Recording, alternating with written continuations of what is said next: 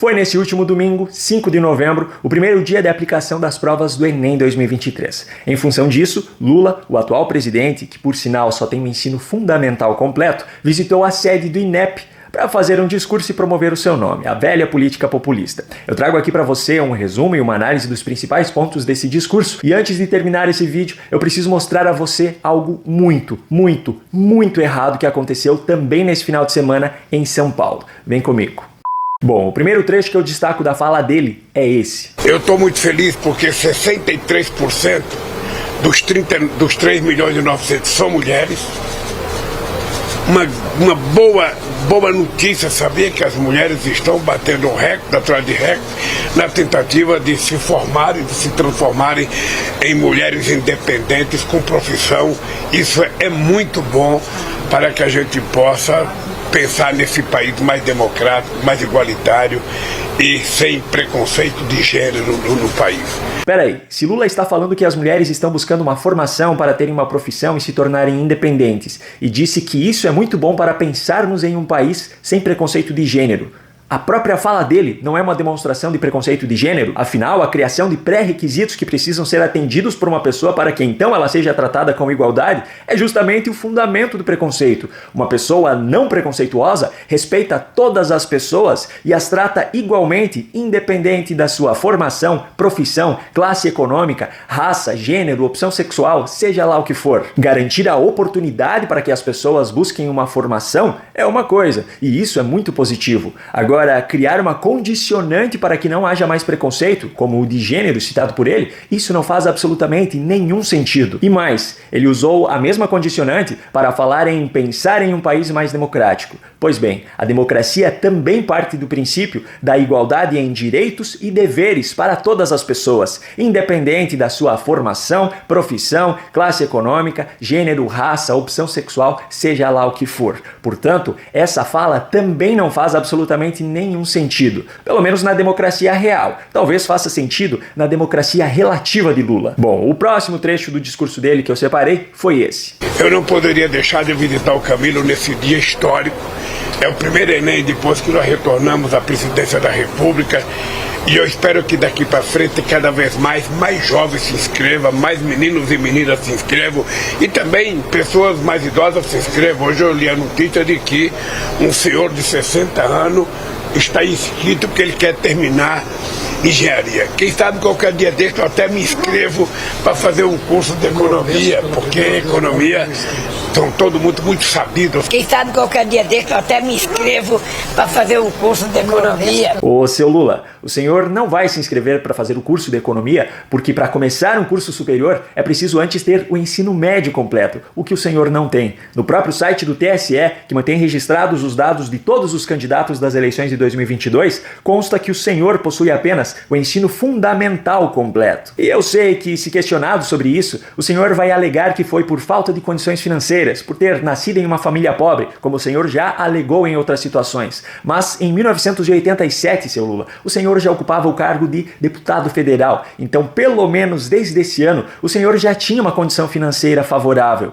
E de lá para cá, seu Lula, já se passaram quase 36 anos, tempo mais do que suficiente para uma formação. E eu sei também que, se confrontado com esse argumento, o senhor vai alegar então falta de tempo, que tem sempre uma agenda muito atarefada, como já alegou em outras situações. E como o senhor acha que é a realidade da grande maioria dos brasileiros? Eu, por exemplo, trabalhava o dia todo quando fiz a minha primeira graduação. Trabalhava durante o dia e à noite pegava um ônibus para ir para outra cidade para fazer a faculdade, que era presencial. Mesmo depois dessa graduação, continuando a trabalhar o dia todo, foi possível fazer uma pós-graduação, um MBA e ainda mais alguns cursos complementares. E mesmo agora, tendo um filho ainda bebê em casa, tendo também uma esposa que precisa de atenção, foi possível começar a fazer uma segunda graduação graças ao ensino à distância, seu Lula. E essa, seu Lula, é a realidade da maioria dos brasileiros. Aliás, tem muita gente por aí que tem uma rotina muito mais cansativa do que a minha. A diferença é que enquanto algumas pessoas dão desculpas,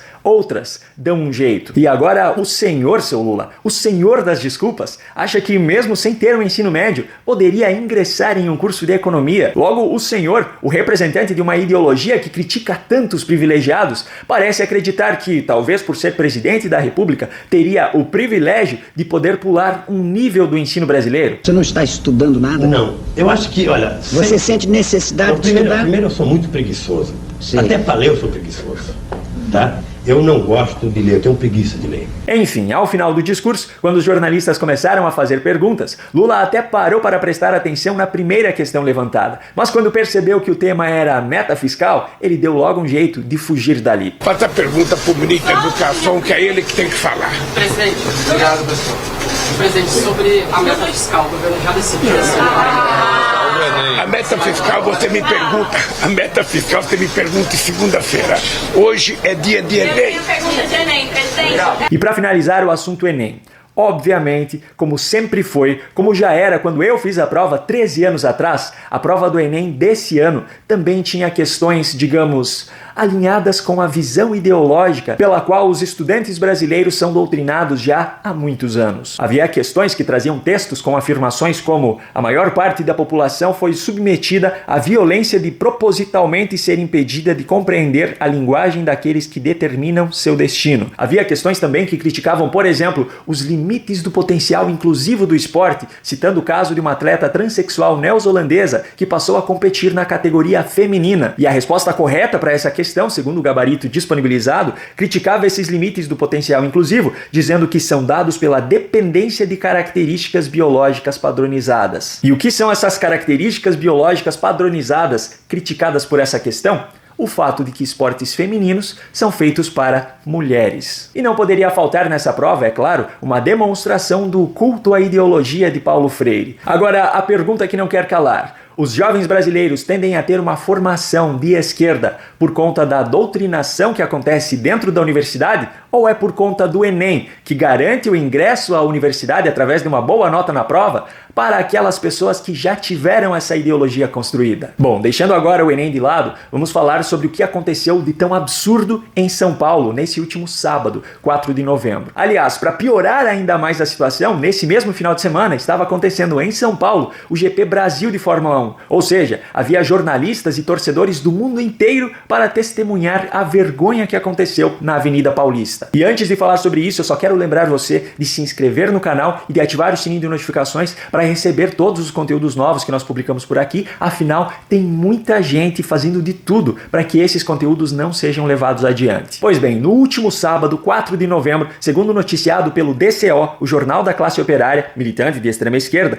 o PCO, Partido da Causa Operária, organizou uma manifestação na Avenida Paulista, em frente ao MASP, em defesa do Hamas. Isso mesmo que você ouviu, uma manifestação abertamente em defesa do grupo terrorista Hamas, trazendo inclusive diversos materiais como camisetas e bandeiras do grupo terrorista e entoando ainda o canto Olê, Olê, Olá, Hamas, Hamas. Agora, você que está assistindo, me responda o seguinte: eu tenho um filho com um pouco mais de 3 meses de idade. Daqui a alguns anos, ele vai começar a questionar, e questionar tudo. Como eu vou explicar para o meu filho que no país em que ele nasceu, pessoas podem abertamente apoiar um grupo terrorista capaz de decapitar bebê, atear fogo em crianças, assassinar famílias inteiras e sequestrar mulheres, idosos e crianças? Enquanto isso, nesse mesmo Brasil, pessoas são condenadas a mais de 17 anos de prisão por terem invadido e depredado prédios públicos. Aliás, uma punição que começou a ser aplicada somente a partir desse ano, 2023, pois o mesmo tipo de vandalismo praticado em outros momentos, como 2006, 2016, como eu já mostrei em outros vídeos aqui no canal, não levava nem os seus líderes, dirigentes de partidos, por sinal, a serem condenados à prisão, mesmo com o flagrante. Como eu vou explicar para o meu filho que no país em que ele nasceu, o presidente que diz defender a democracia e a paz acima de tudo, que acusa seus opositores de serem nazistas, fascistas e terroristas,